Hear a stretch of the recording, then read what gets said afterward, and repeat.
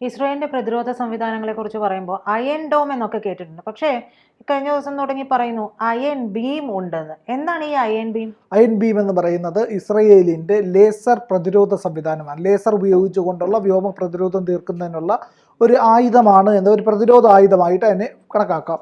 Iron dome എന്ന് പറയുന്നത് മിസൈലുകൾ ഉപയോഗിച്ചുകൊണ്ട് തങ്ങൾക്ക് നേരെ വരുന്ന ആക്രമണം ഏത് രീതിയിലുള്ളത്, അത് മിസൈലുകളാവാം, ഡ്രോണുകളാവാം, എന്ത് ആക്രമണം, റോക്കറ്റുകളാവാം, ഇതിനെയൊക്കെ തകർക്കാൻ വേണ്ടിയിട്ടുള്ള ആയുധങ്ങളാണ് ഈ പറയുന്ന അയൺ ഡോം എന്ന് പറയുന്നത്. അയൺ ഡോമിനൊപ്പം ഉള്ളതാണ് ഡേവിഡ് സ്ലിങ്, ആരോ തുടങ്ങിയ വ്യോമ പ്രതിരോധ സംവിധാനങ്ങൾ. നമുക്ക് S-400 ആണുള്ളത്, സുദർശന ചക്ര എന്ന് പറഞ്ഞിട്ട്.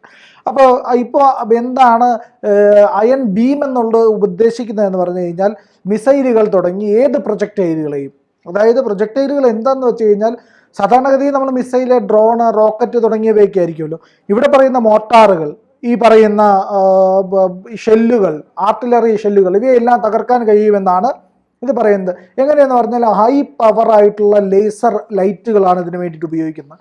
ഈ ലേസർ ലൈറ്റുകൾ ഉപയോഗിച്ചുകൊണ്ട് ഈ പറയുന്ന ഇവരുടെ വ്യോമ മേഖലയിലേക്ക് ഒരു വലിയ ഏതെങ്കിലും ഒരു പ്രൊജക്ടൈൽ, ഏതെങ്കിലും തരത്തിലുള്ള ഒരു പ്രൊജക്ടൈൽ കടന്നു വന്നാൽ എന്താ ചെയ്യുക എന്ന് പറഞ്ഞു കഴിഞ്ഞാൽ ഇവരുടെ ഈ വ്യോമ പ്രതിരോധ സംവിധാനം അലേർട്ടായിട്ട് ഇവരുടെ റഡാർ അതിനെ കണ്ടെത്തും. ഇതെല്ലാം സെക്കൻഡുകൾക്കുള്ളിൽ സംഭവിക്കും.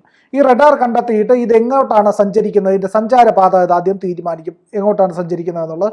അതിൻ്റെ ഫോഴ്സ് കാൽക്കുലേറ്റ് ചെയ്ത് അറിയാം. ആ സെക്കൻഡുകൾക്കുള്ളിൽ തന്നെ ഈ പറയുന്ന ലേസർ സംവിധാനം ഓണാവുകയും ഇതിനെ കൃത്യമായി ടാർഗറ്റ് ചെയ്യുകയും ഹീറ്റപ്പ് ചെയ്യുക എന്നാണ് പറയുന്നത്. ഹീറ്റപ്പ് ചെയ്യുകയും അതിനെ പൊട്ടിത്തെറിപ്പിക്കുകയും ചെയ്യും. അതിനെ ആകാശത്ത് വെച്ച് തന്നെ കത്തിച്ചങ്ങ് കളയുകയാണ് ചെയ്യുന്നത് എന്നുള്ളതാണ്. അപ്പോൾ എങ്ങനെയാണ് ഇത് പ്രവർത്തിക്കുന്നത് എന്നുള്ളത് നമുക്ക് മനസ്സിലായി.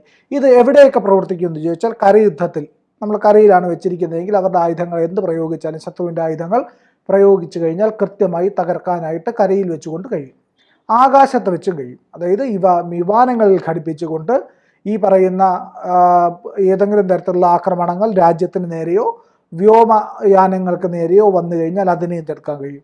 എന്നാൽ അത് മാത്രമാണോ? അത് മാത്രമല്ല, കടലിലും ഉപയോഗിക്കാൻ കഴിയും. കടലിൽ എങ്ങനെയാണ്? കപ്പലുകൾക്ക് നേരെ ആക്രമണങ്ങൾ ഉണ്ടായാൽ, കപ്പലുകൾ തീരദേശത്ത് നങ്കൂരമിട്ടിരിക്കുമ്പോൾ അവിടേക്ക് വല്ല മിസൈലുകളും വന്നാൽ കപ്പലിൽ നിന്നുകൊണ്ട് തന്നെ ശത്രുവിനെ പ്രതിരോധിക്കാൻ കഴിയുന്ന സംവിധാനമാണ് ഈ പറയുന്ന ലേസർ സംവിധാനം, അയൺ ബീം എന്ന് പറയുന്നത്. വലിയ കരുത്തുറ്റ പ്രതിരോധ സംവിധാനമാണ് ഇസ്രായേൽ ഒരുക്കിയിരിക്കുന്നത്. ഇസ്രായേലിൻ്റെ തലച്ചോറ് നമുക്കറിയാമല്ലോ. റഫേലുമായിട്ട് ചേർന്നാണ് ഇത് റഫേൽ പദ്ധതിയുമായിട്ട് ചേർന്നിട്ടാണ് അവർ ഈ പറയുന്ന പുതിയ സംവിധാനത്തിന് തുടക്കം കുറിച്ചിരിക്കുന്നതെന്ന് പറയുന്നുണ്ട്. അപ്പോൾ അങ്ങനെ നിരവധിയായിട്ടുള്ള ഇവരുടെ ശാസ്ത്രീയമായ വ്യോമ പ്രതിരോധ പരീക്ഷണങ്ങൾ നടക്കുന്നുണ്ടായിരുന്നത്. ഇത് മാത്രമാണ് നമ്മളിപ്പോൾ പുറത്തേക്ക് വന്നിട്ടുള്ളത്. ഇസ്രായേൽ രഹസ്യമായിട്ട് നിരവധി ശാസ്ത്രീയ പ്രവർത്തനങ്ങൾ, പരിശോധനകൾ, പരീക്ഷണങ്ങളൊക്കെ നടത്തുന്നുണ്ട്. ഇപ്പോൾ ഈ നടത്തിയ ഈ അയൺ ബീമിൻ്റെ പരീക്ഷണം വിജയിച്ചത് കൊണ്ടാണത് ഇപ്പോൾ ലോകത്തോട് ഈ വാർത്ത വന്നത് എന്നാണ്. ഇനി അത് ഏതാണ്ട് ഈ വർഷം അവസാനത്തോടുകൂടി സൈന്യത്തിൻ്റെ ഭാഗമായി ഇസ്രായേൽ ഡിഫൻസ് ഫോഴ്സിൻ്റെ കയ്യിലേക്ക് ഈ പറയുന്ന പ്രതിരോധ ആയുധം എത്തും എന്നുള്ളത്. ഇത് കോസ്റ്റ് റിഡക്ഷന് വളരെയധികം സഹായിക്കുന്നുണ്ട് എന്നുള്ളതാണ്. സാധാരണഗതിയിൽ നമ്മൾ ഈ അയൺ ഡോം പോലുള്ള മിസൈലുകളൊക്കെ ഉപയോഗിക്കും, അത് മിസൈൽ പ്രതിരോധ സംവിധാനം ഉപയോഗിക്കുന്ന മിസൈലുകൾ ഉപയോഗിച്ചിട്ടാണ്. ഒരു മിസൈൽ വന്നാൽ ആ മിസൈലിനെ തകർക്കാൻ മറ്റൊരു മിസൈൽ. അപ്പോൾ ഈ മിസൈൽ ഒന്നയച്ചാൽ പോരാ, ഒന്നയച്ചിട്ട് അത് പൊട്ടിക്ക് പറ്റിയില്ലെങ്കിൽ ഒന്നുകൂടെ അയക്കണം. അപ്പോൾ ഒരേ സമയം 2 എണ്ണമാണ് ഇവർ ലോഞ്ച് ചെയ്യുക. വ്യോമ പ്രതിരോധം നമ്മുടെ സുദർശന ചക്രയും അങ്ങനെ തന്നെയാണ്. അപ്പോൾ എന്താണ് അതിൻ്റെ ചിലവ് എന്ന് ചോദിച്ചു കഴിഞ്ഞാൽ $2 മില്യൺ ഒരു റോക്കറ്റ് അയക്കുമ്പോൾ ചിലവാകുന്നത് എന്നുള്ളതാണ്. അതായത് ഈ പറയുന്ന ഒരു മിസൈലിനെ പ്രതിരോധിക്കാൻ, ഒരു മിസൈൽ അയക്കാനായിട്ട്. അപ്പോൾ 2 മിസൈൽ ആകുമ്പോഴത്തേക്കും $4 ബില്യൺ ചിലവാകും. അതായത് 20 ലക്ഷം ഡോളറാണ് ഈ പറയുന്ന 2 ബില്യൺ എന്ന് പറയുമ്പോൾ $40 ലക്ഷം ഒറ്റയടിക്ക് ചിലവാവുകയാണ്.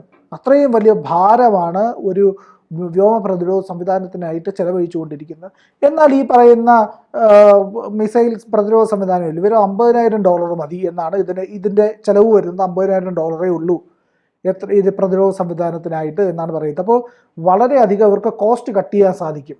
ഈ പറയുന്ന ഇവർക്ക് നേരെ നമുക്ക് അറിയാമല്ലോ, നിരന്തരം ഇസ്രായേലിന് നേരെ ആക്രമണം ഉണ്ടാകാറുണ്ട്. അതിപ്പോൾ ഹമാസിൻ്റെ ഭാഗത്ത് നിന്നായാലും ശരി തന്നെ, ഹൂത്തികളുടെ ഭാഗത്ത് നിന്നായാലും ശരി തന്നെ, ഹിസ്ബുള്ളയുടെ ഭാഗത്ത് നിന്നായാലും, ഇറാൻ്റെ ഭാഗത്ത് നിന്ന്, ഇനിയിപ്പോൾ ഖത്തറും ഒക്കെ ചിലപ്പോൾ എന്തെങ്കിലുമൊക്കെ ചെറിയ സാധനങ്ങളെടുത്ത് ഇറങ്ങുമായിരിക്കും. പക്ഷേ ഖത്തറൊന്നും അങ്ങനെ ഇറക്കാനുള്ള സാധ്യതയില്ല.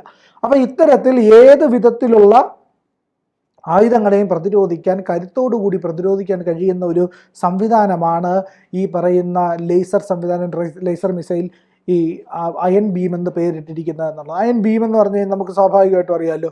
ബീം എന്താ?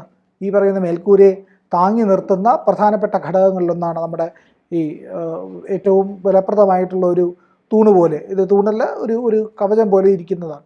അപ്പോൾ അയൺ ഡോമിന് ഒരു കരുത്ത് പകരാനായിട്ടാണ് അയൺ ബീം എത്തുന്നത്. അയൺ ബീം ഇവരുടെ രാജ്യത്തിൻ്റെ വിവിധ ഭാഗങ്ങളിൽ വിന്യസിക്കുന്നതോടുകൂടി തന്നെ ശത്രുവിൻ്റെ മിസൈലുകളെ തകർക്കാൻ കഴിയും. ഇത് ലോകത്താദ്യമായിട്ടാണ് ഇത്തരത്തിലൊരു ടെക്നോളജി ഉപയോഗിച്ചുകൊണ്ടുള്ള ഇത്ര സൂക്ഷ്മവും കൃത്യവുമായിട്ടുള്ള ഒരു വ്യോമ പ്രതിരോധ സംവിധാനം ഒരുക്കുന്നത് എന്നുള്ളതാണ് ഇതിൽ ഏറ്റവും പ്രധാനപ്പെട്ട കാര്യം. എന്തായാലും കൃത്യമായിട്ടുള്ള നീക്കമാണ് ഇസ്രയേൽ നടത്തുന്നത്. ഇസ്രയേലിന് നിലനിൽപ്പിൻ്റെ യുദ്ധമാണ്. നിലനിൽപ്പിൻ്റെ യുദ്ധമായതുകൊണ്ട് തന്നെ അവർക്ക് ഇത് നിരന്തരമായി പോരാടാതെ, നിരന്തരമായി പുതിയ കാര്യങ്ങൾ കണ്ടുപിടിക്കാതെ യുദ്ധഭൂമിയിൽ നിൽക്കാൻ കഴിയില്ല എന്നാണ്. മറ്റ് രീതിയിലുള്ള പരീക്ഷണങ്ങൾ നടക്കുന്നുണ്ടെന്ന് പറഞ്ഞല്ലോ. ഇസ്രയേൽ ഏറ്റവും അധികം പരീക്ഷണങ്ങൾ നടത്തുന്നത് വ്യോമ പ്രതിരോധ മേഖലയിലേക്കാണ്. നമ്മളിപ്പോൾ നമുക്കറിയാമല്ലോ, നമ്മൾ സുദർശന ചക്രയുണ്ട്, നമ്മുടെ ആകാശുണ്ട്, നമ്മൾ S-400 കഴിച്ചിട്ട് S-500 റഷ്യയുമായിട്ട് ഒരുമിച്ച് ചേർന്ന് നിർമ്മിക്കാൻ പോകുന്നു. പക്ഷേ അത് മാത്രമല്ല, നമ്മളും അന്വേഷിക്കുന്നുണ്ട് ഏതൊക്കെ വിധത്തിൽ വ്യോമ പ്രതിരോധം സാധ്യമാകുമെന്ന്. അതായത് അമേരിക്ക പല രീതിയിലുള്ള യുദ്ധവിമാനങ്ങളും ഇറക്കാറുണ്ട്. അപ്പോൾ അമേരിക്കയുടെ ഈ പറയുന്ന ലേസർ കണക്ടിവിറ്റി അല്ലെങ്കിൽ ലേസർ കണക്ട് ചെയ്ത് പ്രതിരോധിക്കാൻ കഴിവുള്ള യുദ്ധവിമാനങ്ങളുണ്ട് എന്ന് പറയപ്പെടുന്നുണ്ട്. പക്ഷേ പുറത്തു വന്നിട്ടില്ല.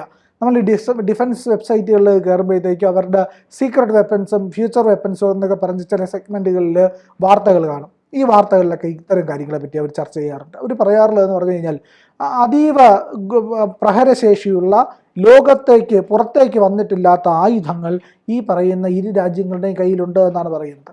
ആകാശത്ത് പറന്ന് നിന്നുകൊണ്ട് ഈ പറയുന്ന പ്രതിരോധ സംവിധാനങ്ങൾ, ഏത് തരത്തിലുള്ള ആക്രമണത്തെയും പ്രതിരോധിക്കാനുള്ള സംവിധാനം ഒരുക്കിയിട്ടുള്ള രാജ്യങ്ങളാണ് ഇസ്രയേലും അമേരിക്കയും എന്നാണ് പറയുന്നത്. പിന്നെ ഇസ്രയേലിനെതിരെ ഉയർന്നിരിക്കുന്ന ഏറ്റവും വലിയ ഒരു ആരോപണം ഈ ഇടയ്ക്ക് വന്നത് ഈ ഗാസയുടെ ആക്രമണമൊക്കെ നടന്നല്ലോ. ഈ ഗാസയുടെ ആക്രമണവും ഈ പറയുന്ന ഹൂത്തികളുടെ ആക്രമണമൊക്കെ നടന്നപ്പോൾ പറയുന്നത് ചില മേഖലകളിൽ ഇസ്രയേൽ ഉപയോഗിച്ച ആയുധങ്ങൾ, മിസൈൽ പ്രധാനമായിട്ടും മിസൈലുകൾ അവരുടെ രാജ്യത്ത് നിന്ന് ഉയർന്നു വന്ന് ആക്രമണം നടത്തിയതല്ല എന്നൊരു ആരോപണമുണ്ട്. അതായത് അവർ ഉപഗ്രഹങ്ങളിൽ ഘടിപ്പിച്ചിരിക്കുന്നതിൽ നിന്ന് വന്ന മിസൈലുകളാണ് ഇവയൊക്കെ എന്നൊരു വിമർശനമുണ്ട്.